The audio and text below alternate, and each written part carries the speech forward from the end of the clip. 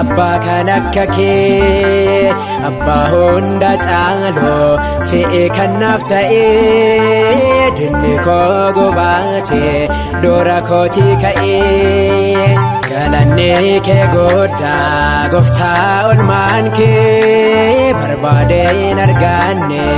abbaa kan akka kee abbaa hunda caaloo si'ee kan naaf ta'ee dinni koo gobaatee doora kootii ka'ee.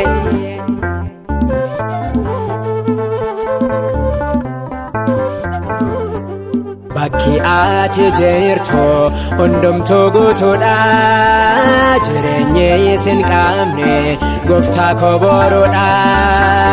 abdii ilmaan namaa kan yeroo dhiphinaa gooftaa koo sin malee eenyuuna namanaa galanni kee godhaa gooftaa olmaan kee barbaadeen arganne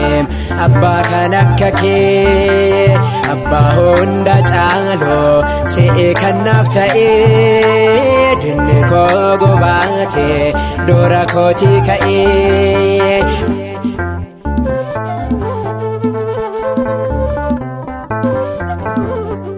Dinni koo yoo kaa'ee kiyyoo doora koo gooftaan koo ni kaasa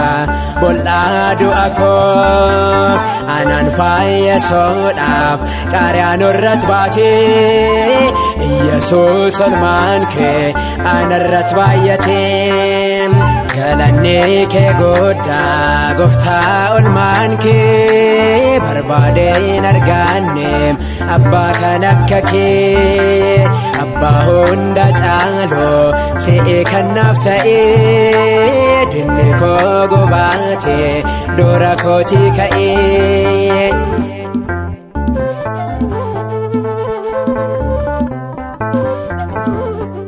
Jaalalaan mootaa ati hundumaa dorgomaa hin qabdu gooftaa koo taasumaa jecha kee tokkoon addunyaan jiraata jireenyi koo abbaa si'in naaf mijataa galanni kee godhaa gooftaa olmaan kee barbaadeen arganne abbaa kan akka kee abbaa hunda caaloo si'ee kan naaf ta'ee dinni koo gobaatee doora kootii ka'ee.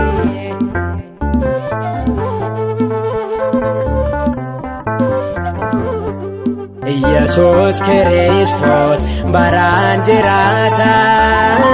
kanaaf hundumtuu si galateeffata ati naan gateeni ani sin faarfadha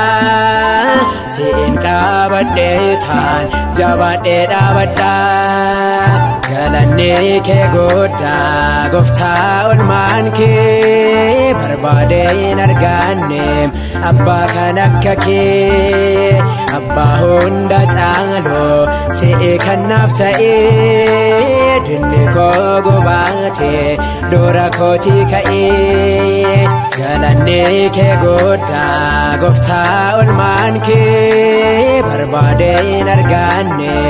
abbaa kan akka kee abbaa hunda caaloo si'ee kan naaf ta'ee dinni koo gobaatee doora kootii ka'ee.